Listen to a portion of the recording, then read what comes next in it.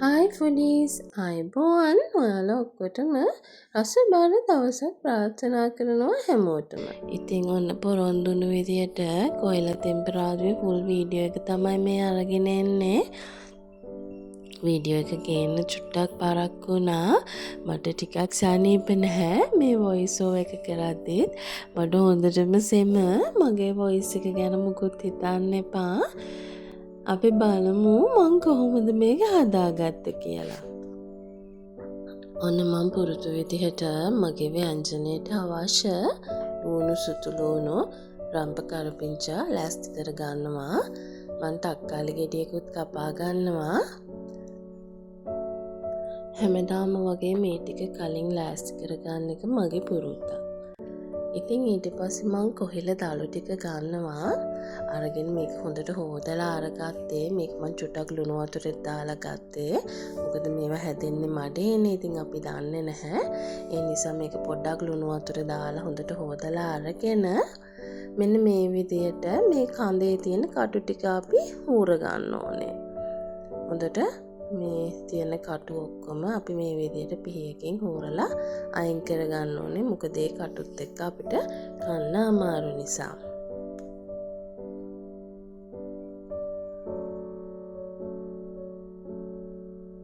හරි, දැන් අපි ඔක්කොගෙම කටු ඒ විදියට අයින් කරා. මේ පේනව නේද? කටු අයින් කරගත්තාම මෙන්න මෙහෙම තමයි ඒ කොහිල දල්ලේ ස්ටෙම් එක තියෙන්නේ. ඊට පස්සේ අපි මේ විදියට මේක දෙකට කපා ගන්නවා. මුලින් කපාගෙන අපි මුලින් දළු ටික තමයි කපා ගන්නේ. මම මේ වීඩියෝ එක පුළුවන් ඉක්මනට අවශ්‍යම තැන් විතරක් ඔයාලට පැහැදිලිව කියලා දෙනවා. ඉතින් ඉක්මනට මේ වීඩියෝ එක යව තමා මම මේ වොයිස් එක කරන්නේ. ඔයාලට මොනවා හරි ඩවුට් එකක් තියෙන තැනක් තිබුණොත් ඔයාලට පුළුවන් මගෙන් ඒ ගැන අහන්න. ඉතින් දළු ටික කපලා ඉවර වෙලා අපි භාජනයකට අයින් කරගෙන අපි දණ්ඩත් ලාහරිය මේ විදියට කපා ගන්නවා. සම්පූර්ණ දණ්ඩම කපන්න අවශ්‍ය නැහැ. අපිට දණ්ඩේ අපිට කන්න පුළුවන් හරිය විතරයි අපි ගන්නෙ. ඔයාලට පේනවා මේ දණ්ඩේ තැනින් තැන තාමත් කළු පාට ඩොට් වගේ තියෙනවා. ඒ කටු නෙමෙයි. ඒ තියෙන්නේ කටු තිබ්බා ඒ පාරවල් මාක්ස් තමයි තියෙන්නේ. මේ ඔක්කොම හොඳට කටු සුද්ධ කරලා ගන්න ඕනේ. හරි, අපි දැන් දණ්ඩත් කපලා ඉවරයි. වීඩියෝ එක වොයිස් කරද්දී මගේ නහය හොඳටම බ්ලොක් වෙලා සමහර වෙලාවට මං කටින් තමයි උස්ම ගන්නෙ. ඉතින් ඒ ශබ්දයත් ඔයාලට ඇහෙනවා ඇති. මේ වොයිස් එක මම රෙකෝඩ් කරද්දී මම ඔයාලගෙන් ඒ ගැන සමාව ඉල්ලනවා. ඉතින් අපි ඒ ටිකත් මේ විදියට මේකට දාගෙන අපි මේක හදාගන්නේ කොහොමද කියලා ටක් ගාලා බලාගමු.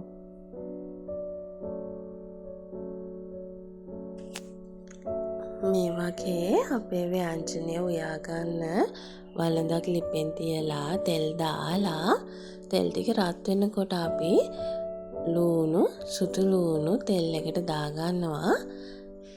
දාලා අපි චුට්ටක් ඒක තෙලෙන් ටෙම්පරාදු වෙන්න දෙන්න ඕනේ.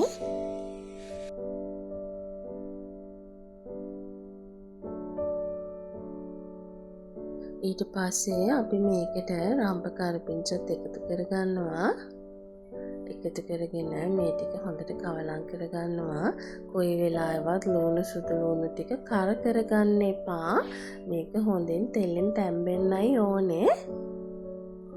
ඊට පස්සේ මම මේකට ගොරක කෑලි දෙකක් එකතු කරනවා. මේ මම හදාගන්න විදියනේ මම ඔයාලට පෙන්නන්නේ. ඉතින් මේ ගොරක කෑලි දෙකෙන් හරි රසක් එනවා, ඇඹුල් රසක්. මං හරි ආසයි. මගේ කොහෙල දළු ටෙම්පරාදුවේ පොඩ්ඩක් ඇඹුලට තියෙනවට අර ඒකේ කහට තිත්ත ගතියක් තියෙනවනේ. අර ඒකත් එක්ක මේ ඇඹුල් රහ එනකොට හරිම රහයි. ඒක අපි මැදදී අයින් කරගන්නවා. ඉතින් ඒත් එක්කම මම මේකට දානවා උම්බල කඩ ටිකක් තෙලෙන් මැලවෙන්න. ඔයාලට මේකට උම්බල කඩ හරි එහෙම නැත්තම් තියෙනවා නම් කූනිස්සු ටිකක් හරි හොඳට හොදලා එකතු කරගන්න පුළුවන්. හරිම රසයි මේකට උම්බල කඩ හරි කූනිස්සු හරි දැම්මම. ඉතින් මේ දාන්නේ අපේ කොහිලදළු තෙම්පරාදුව රස කරන මැජික් එක. තක්කාලි.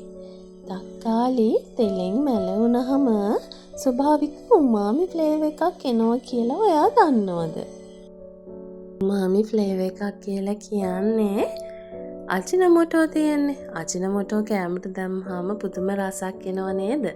ඉතින් අන්න ඒ රස අපිට ස්වභාවිකවම ගන්න පුළුවන් දෙයක් තමයි තක්කාලි කියන්නේ. හැබැයි තක්කාලි තෙලෙන් බැදුනම තමයි ඒ රසෙ එන්නේ. ඉතින් මම මේකට එකතු කරගන්නවා තක්කාලි ටික තෙලෙන් මම හොඳට ටෙම්පරාදු වෙන්න දෙනවා. එතකොට ඒ උමාමි ෆ්ලේවර් එක රිලීස් වෙනවා. එතකොට අපේ කොහිලදළු තෙම්පරාදුවේ පුදුම රසයක් එනවා.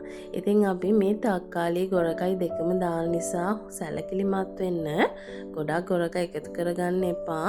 අර ගොරක කෑල්ලේ තියෙන ඒ ඇඹුල් රසය මේ ව්‍යංජනයට රිලීස් වුණාට පස්සේ අපි ගොරක කෑලි දෙක අයින් කරනවා. ඒක අපි ටිකටම තියන්නේ නැහැ.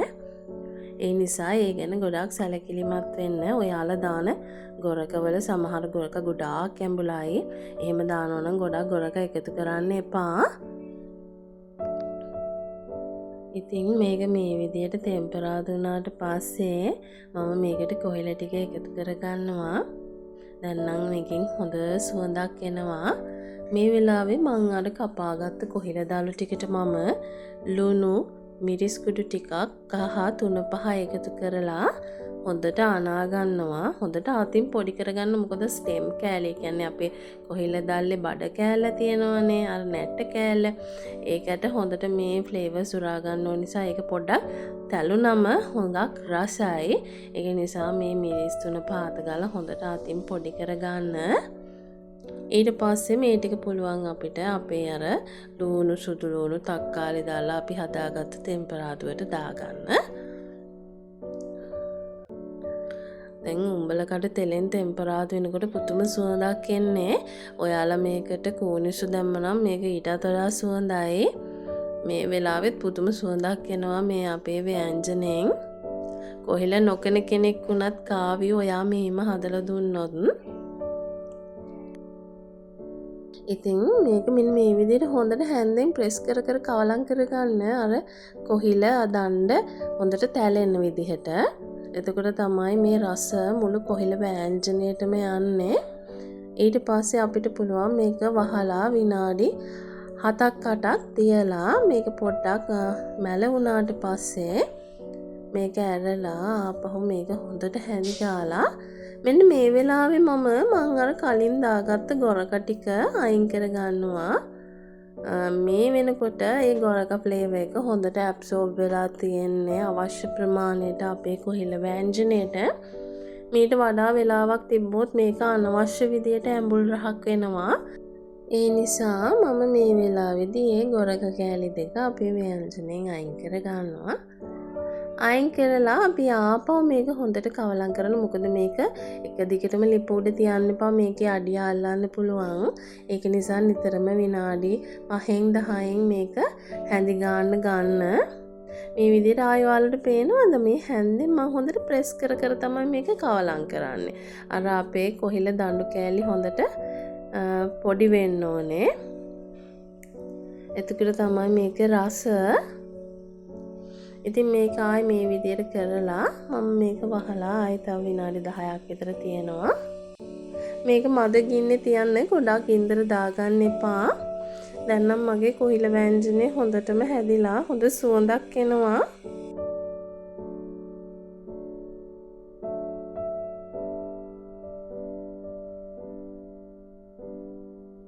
මේක වොයිස් කරන වෙලාවෙත් මට හිතෙනවා අනේ මේ කොහිල ව්‍යංජනේ දැන් තිබ්බනම් බත් ටිකක් කන්න කියලා. ඒ තරම් පුදුම රහයි මේ කොහිල ටෙම්පරාදුව. ඉතින් අපේ ගෙදර පොඩ්ඩෝ ඉන්න නිසා මම මේකට කෑලි මිරිස් එකතු කරගන්නේ නැහැ. කැමති කෙනෙක් ඉන්නවා නම් මේ වෙලාවේ කෑලි මිරිස් තේ හැන්දක් විතර ඔයාලට මේකට එකතු කරලා කවලම් කරගන්න පුළුවන්. ඒක ඔයාලගේ කැමැත්ත අනුව කරගන්න. මෙහෙමත් ගොඩාක් රසයි ඕන කෙනෙක්ට කන්න පුළුවන්. ඉතින් මගේ කොහිල වෑංජනය හදලා ඉවරයි. අපි බලමු මේක හදලා ඉවරුණාට පස්සේ කොහොමද තිබුණේ කියලා. ඉතින් මං හරි කැමතියි මම මේ කියලා දෙන රෙසිපීස්. ඇත්තටම මම එක්ස්පීරියන්ස් කරන මේ රෙසිපීස් ඔයාලාත් හදලා බලලා මට කියනවා නම්. මේ තියෙන්නේ අපි හදාගත්ත කොහිල තෙම්පරාදුව පුදුම රසයි. ඉතින් ඔයාලට වෙලාවක් තිබුණොත් මේ කොහිල දළු තෙම්පරාදුව හදලා මටත් රස කියන්න. කිචන් ඩයරි විත් සනෝ මගේ Facebook page එකට ෆොටෝ එකක් අප්ලෝඩ් කරන්නත් ඔයාලට පුළුවන්. ඉතින් මම දන්න තවත් මේ වගේ රස රහස් ඔයාලත් එක්ක බෙදා ගන්න මගේ කිචන් ඩයරි විත් සනෝ YouTube channel එක subscribe කරන්න කියලා ආදරෙන් ආරාධනා කරනවා. තවත් රස රෙසිපි එකක් අරගෙන එනකන් ඔයාලට රස බර දවසක් ප්‍රාර්ථනා කරනවා.